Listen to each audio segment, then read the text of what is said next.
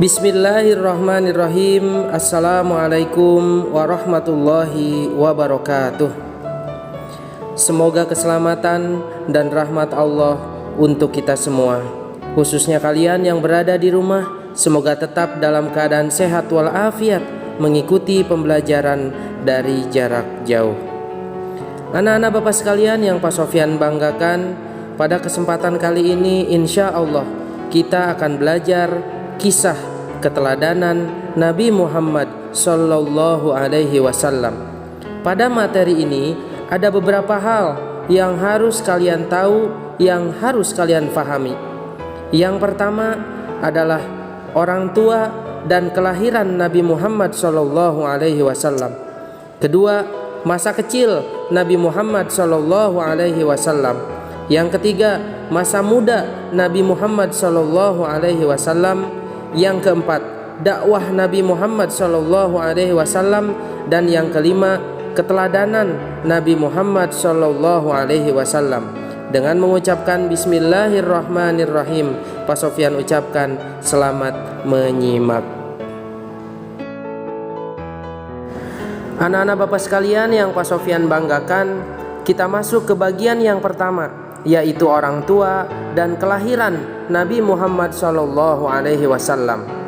Nabi Muhammad Sallallahu Alaihi Wasallam dilahirkan di kota Mekah 12 Rabiul Awal tahun Gajah, bertepatan dengan 20 April 571 Masehi. Ayahnya bernama Abdullah bin Abdul Muthalib, meninggal saat Nabi berada dalam kandungan 6 bulan. Ibunya bernama Siti Aminah binti Wahab, dari kalangan suku Quraisy yang terpandang. Nabi Muhammad SAW saat bayi diasuh dan disusui oleh Halimatus Sa'diyah. Setelah usia 2 tahun, Halimatus Sa'diyah menyerahkan kembali kepada Siti Aminah. Selanjutnya adalah masa kecil Nabi Muhammad SAW.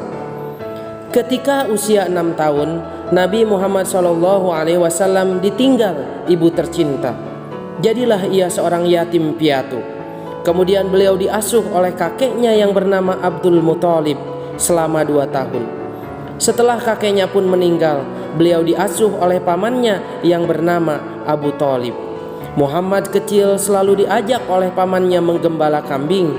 Ia senang dengan pekerjaannya itu dan sayang kepada hewan. Karena itu pamannya sering menyebutnya si cerdas yang lincah dan baik. Selanjutnya adalah masa muda Nabi Muhammad Sallallahu Alaihi Wasallam. Muhammad muda terkenal sebagai seorang yang sangat tabah, sabar, bertanggung jawab, pekerja keras, dan jujur. Karena kejujurannya, ia diberi julukan Al-Amin oleh orang-orang di sekitarnya, yang artinya adalah orang yang terpercaya. Pekerjaan yang digelutinya pada saat itu berdagang ke negeri Syam. Ia membawa berbagai jenis dagangan milik saudagar kaya bernama Khadijah. Karena kejujurannya, kemudian Khadijah akhirnya jatuh hati kepada Nabi Muhammad SAW. Akhirnya pada usia 25 tahun, Nabi Muhammad SAW menikah dengan Siti Khadijah. Poin selanjutnya adalah dakwah Nabi Muhammad Sallallahu Alaihi Wasallam. Di usianya yang ke-40 tahun, Nabi Muhammad Sallallahu Alaihi Wasallam menerima wahyu dari Allah Subhanahu Wa Taala di Gua Hiro. Wahyu pertama yang diterima Nabi Muhammad Sallallahu Alaihi Wasallam adalah Quran surat Al-Alaq ayat 1 sampai dengan ayat ke-5. Nabi Muhammad Sallallahu Alaihi Wasallam diutus untuk menyadarkan manusia yang ada pada keadaan jahiliyah. Mereka melupakan Allah dan menyembah berhala, tidak lagi memiliki norma kesusilaan, suka berselisih, berperang, membunuh bayi-bayi perempuan, mencuri, merampok, mabuk-mabukan, dan berjudi. Berbagai cobaan, rintangan, dan ancaman pembunuhan dialami oleh Nabi kita tercinta.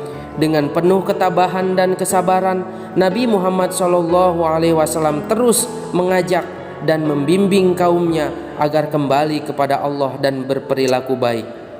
Beliau berdakwah di Mekah selama 13 tahun. Selanjutnya, melihat tidak banyak perkembangan dalam dakwahnya, akhirnya Allah memerintahkan Nabi Muhammad SAW untuk hijrah ke Yathrib atau Madinah. Penduduk Madinah justru menyambut baik Nabi dan dakwah beliau. Dakwah Nabi berkembang pesat di Madinah sehingga Islam tersiar ke seluruh dunia. Nabi Muhammad SAW menetap di kota Madinah selama 10 tahun. Kemudian beliau wafat dan dimakamkan di kota Madinah. Anak-anak Bapak sekalian yang Pak Sofyan banggakan, selanjutnya adalah bagian terakhir, insya Allah bagian terpenting pada materi ini, yaitu keteladanan Nabi Muhammad SAW.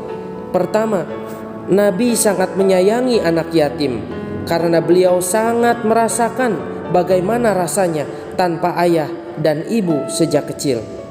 Maka dari itu, jadilah kita semua penyayang anak-anak yatim piatu. Siapa di antara kita yang menyayangi anak yatim, maka akan bersama Nabi Muhammad SAW di surga, sedekat jari telunjuk dan jari tengah. Kedua, Nabi selalu berusaha memberikan kemudahan kepada orang lain. Maka dari itu, jadilah kita jalan kemudahan dan penolong orang-orang di sekitar kita.